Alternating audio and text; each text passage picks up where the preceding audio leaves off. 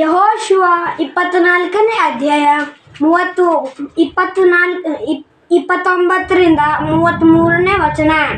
ಯೆಹೋಶುವನ ಮರಣ. ಇದಾದ ಮೇಲೆ ಯೆಹೋವನ ಸೇವಕನಾದ ನೂನನ ಮಗ ಯೆಹೋಶುವನು 110 ವರ್ಷದವನಾಗಿ ಮರಣ ಹೊಂದಿದನು. ಅವನ ಶವವನ್ನು ಎಫ್ರಾಯೀಮ್ ಪರ್ವತ ಪ್ರದೇಶದಲ್ಲಿ ಗಾಷ್ ಬೆಟ್ಟದ ಉತ್ತರ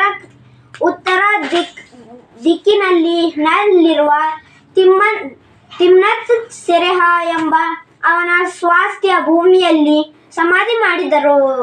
ಎಲ್ಲಿ? ತಿಮ್ನತ್ ಊರಿನಲ್ಲಿ. ಯೆಹೋಶುವನು ಎಷ್ಟು ವರ್ಷದವನಾಗಿ ಮರಣ ಹೊಂದಿದನು? 110. ಯೆಹೋಶುವನ ದಿನಗಳಲ್ಲಿಯೂ ಅವನ ಕಾಲದಿಂದ ಇನ್ನೂ ಜೀವಿಸುತ್ತಾ ಯೆಹೋವನು ಇಸ್ರಾಯೇಲರಿಗೋಸ್ಕರ ನಡೆಸಿದ ಮಹತ್ಕಾರ್ಯಗಳಿಗೆ ಸಾಕ್ಷಿಗಳಾಗಿದ್ದ ಹಿರಿಯರ ದಿನಗಳಲ್ಲಿಯೂ ಇಸ್ರಾಯೇಲ್ಯರು ಯೆಹೋವನನ್ನು ಸೇವಿಸುತ್ತಿದ್ದರು. ಇಸ್ರಾಯೇಲ್ಯರು ಐಗುಪ್ತದಿಂದ ತಂದ ಯೋಸೇಫನ ಎಲುಬುಗಳನ್ನು ಯಾಕೋಬನು ಶೆಕೆಮನ ತಂದೆಯಾದ ಹಮೋರನ ಮಕ್ಕಳಿಂದ 100 ವರಹ ಕೊಟ್ಟು ಕೊಂಡುಕೊಂಡು ಶೆಕೆಮ್ ಊರಿನ ಹೊಲದಲ್ಲಿ ಹೂಣಿಟ್ಟರು. ಆ ಹೊಲವು ಯೋಸೇಫರ ಸ್ವಾಸ್ಥ್ಯವಾಯಿತು.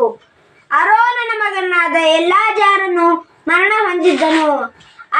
ಆರೋನನ ಮಗನಾದ ಯಾರು? ಎಲ್ಲಾಜಾರನು. ಅವನ ಶವವನ್ನು ಎಫ್ರಾಯೀಮ್ ಪರ್ವತ ಪ್ರಾಂತದಲ್ಲಿ ಅವನ ಮಗನಾದ ಯಾರು? ಫಿನೆಹಾಸನ ಪಾಲಿಗೆ ಬಂದ ಗುಡ್ಡದಲ್ಲಿ ಸಮಾಧಿ ಮಾಡಿದರು. ಎಲ್ಲಿ? ಫಿನೆಹಾಸನ ಸ್ವಾಸ್ಥ್ಯವಾದ ಗುಡ್ಡದಲ್ಲಿ. ಹಲ್ಲೆಲೂಯಾ.